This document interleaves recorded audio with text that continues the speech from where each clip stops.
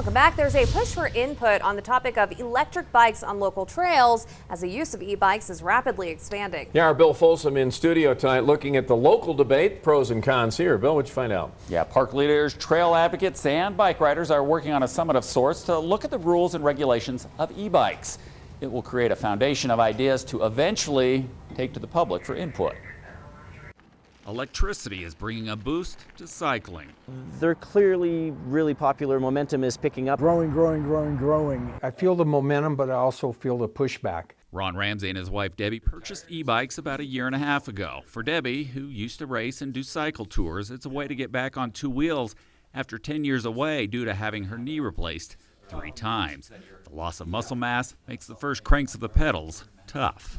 This has made it very possible for me to get back out, for him and I to get out and have more adventures together. Unfortunately, the city restricts where you can use these bikes, and we're trying to convince them to change that policy. The Ramseys now have disability waivers giving them exceptions for riding in some parks, but they question anyone having to pull out papers.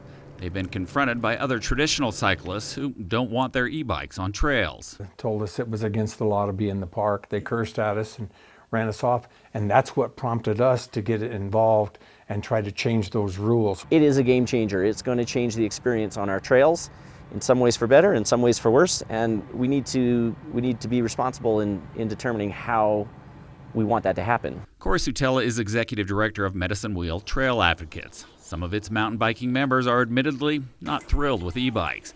They also know they're not going away. This week, Medicine Wheel started an online survey looking for local input on e-bikes. So that we can have a good community conversation about it. Talk starting to roll. Now it's a matter of bringing stakeholders face to face. And we really need to get our arms around this issue and have a discussion with the folks in the community to see exactly how we're going to go and how we're going to manage this growing interest.